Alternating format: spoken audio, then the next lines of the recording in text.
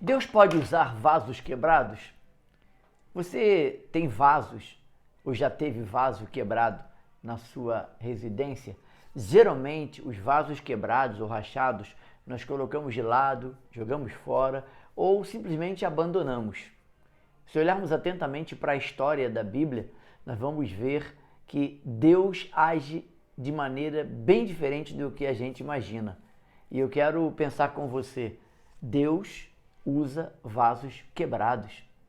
Essa é a história de Jacó. Em Gênesis capítulo 32, Jacó está voltando para casa e ele com muito medo, mas muito próspero agora, porque ele já volta casado, trabalhou para Labão, seu tio, 14 anos, casou com a sua esposa Raquel, a quem ele amava, mas ele volta para casa e quando ele volta preocupado e ele está demasiadamente nervoso porque ele vai encontrar o seu irmão Esaú, de quem ele roubou a primogenitura, e ele está preocupadíssimo com essa história. E como um vaso quebrado, ele então volta, mas com medo. E o texto diz assim, Gênesis 32, de 3 a 6.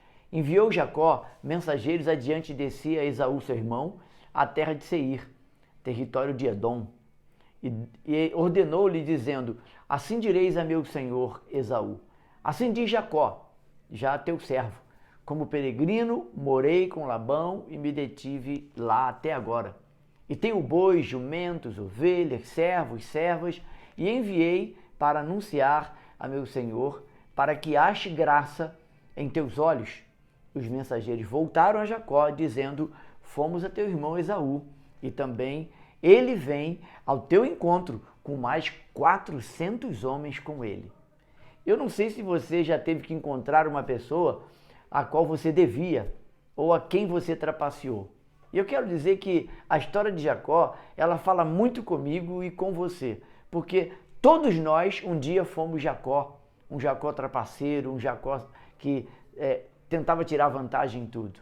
Mas naquele grande encontro que Jacó vai ter com o anjo, e ele lutando com o anjo, ele é derrotado pelo anjo, então ele é transformado, o seu nome para Israel. A sua vida também é transformada. Então eu era Jacó e agora eu sou Israel, porque em Cristo nós somos nova criatura. Deus havia feito promessas a Jacó. A primeira vez que Deus falou com Jacó foi quando ele estava fugindo de casa com medo do seu pai e do seu irmão, porque ele havia enganado seu irmão, roubando-lhe a primogenitura. Deus aparece a ele, mesmo assim, nesse momento, triste, de medo, culpa, ele sai fugido, mas mesmo nesta hora, Deus reafirma as promessas, porque Jacó é um dos patriarcas de Israel. E essa história está lá em Gênesis 28, versículo 13 a 15, que diz assim, e eis que o Senhor estava em cima dela e disse, eu sou o Senhor, o Deus de Abraão, o Deus de Isaque, seu pai. Esta é a terra em que estás deitado, te darei a tu e a tua semente, e a tua semente será como o pó da terra, e estender-se-á ao ocidente, ao oriente, ao norte e ao sul, e em ti e na tua semente serão benditas todas as famílias da terra. E eis que estou contigo, e te guardarei por onde quer que fores, e te farei tornar a esta terra, porque te não deixarei, até que haja feito o que tem que ser dito. E aí, querido, a história da soberania de Deus, a soberania de Deus é clara na vida de Jacó, na minha vida e na sua vida. Deus nunca erra. Pode parecer que a sua vida está totalmente em desordem, e talvez esteja, mas Deus não esqueceu dos planos e propósitos que Ele tem para você. O nome Jacó significa traiçoeiro, Israel significa aquele que luta com Deus. De manhã, Jacó era um homem diferente depois de ter lutado com o anjo a noite inteira e a madrugada inteira. Ele ganhou coragem, ele enfrenta os seus medos e ele volta para restaurar a comunhão com seu irmão, Esaú.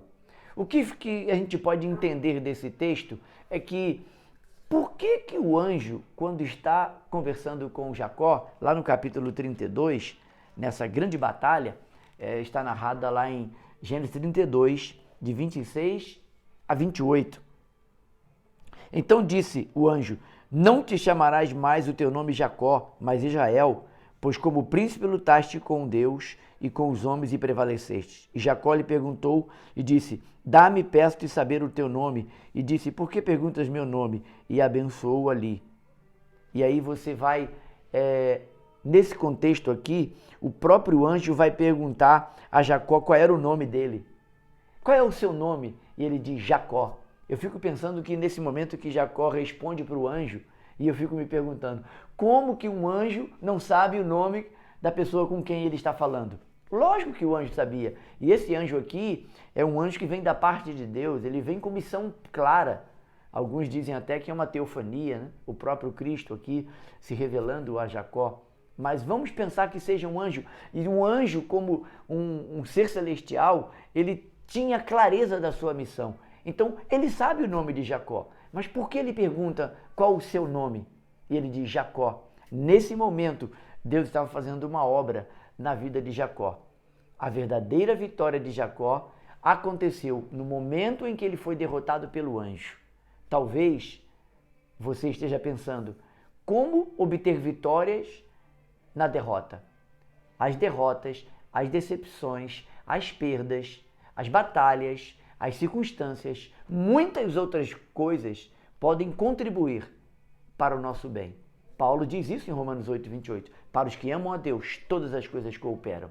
Então, a derrota, que parecia ser derrota, para Jacó, porque ele perdeu para o anjo e ele não poderia ganhar, mas ele lutou bravamente. E então Deus ali sela uma nova temporada, um novo momento, um novo tempo, uma nova criação. Jacó se torna Israel. E com esse nome herdado, o seu caráter, a sua vida, ele é transformado. Lá em Gênesis 27, 18, ele lembra desse momento quando o anjo pergunta a Jacó, qual o seu nome? E ele diz Jacó. Então, nesse momento ele está lembrando, eu sou o trapaceiro, eu sou aquele que enganei meu irmão, eu estou pagando o preço por isso. O orgulho no coração de Jacó o levou a fugir de Esaú por medo. Jacó, assim como eu e você, gostava de ter controle sobre a vida. Até esse momento, Jacó tinha controle sobre a vida. Mas diante da realidade, algumas vezes, Deus vai nos deixar à deriva para que nós possamos cair em si, como caiu o filho pródigo. E a gente então se arrepender e retornar à sensatez. O arrependimento nos leva a entender os planos de Deus na nossa vida. Se você não está entendendo, eu quero te dizer uma coisa. Vaso quebrado são os vasos que estão prontos para serem usados por Deus. Há uma história em Jeremias 18, versículo de 1 a 5, que diz que Deus levou Jeremias à casa do oleiro. Jeremias, vá à casa do oleiro, eu preciso falar com você para que você traga uma mensagem ao povo de Israel. E assim diz Jeremias, capítulo 18, de 1 a 6. A palavra do Senhor que veio a Jeremias dizendo, levanta-te, desce à casa do oleiro e lá falarei contigo. E desci à casa do oleiro, e eis que estava fazendo uma obra, e o vaso que ele fazia, que era de barro, quebrou-se na mão do oleiro. Tornou a fazer dele outro vaso, conforme o que lhe pareceu bem aos olhos do oleiro fazer. Então veio a mim a palavra do Senhor dizendo, não poderei eu fazer de vós como fez este oleiro, ó casa de Israel? Diz o Senhor, eis que como barro na mão do oleiro, assim sois vós na minha mão, ó casa de Israel. A aplicação que fica para mim e para você nessa devocional de hoje. Preste bem atenção. Deixe Deus quebrar o vaso e fazer de novo. Ele é oleiro, ele sabe como fazer, ele sabe como restaurar, ele sabe fechar as rachaduras e isso ele fará de você um vaso novo para a glória dele e para o louvor dele. E aí eu me lembro de João 3,30, que ele cresça e eu diminua. E eu quero que você ore comigo, pedindo uma simples oração, mas sincera.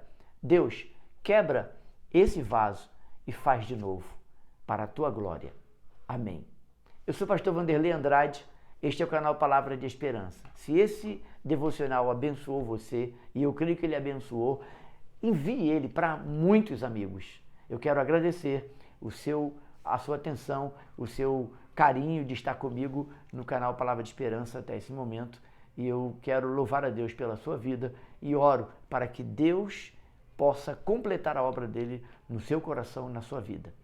Vaso novo vaso quebrado, Deus restaura, faz de novo e usa para a sua glória e para o seu louvor.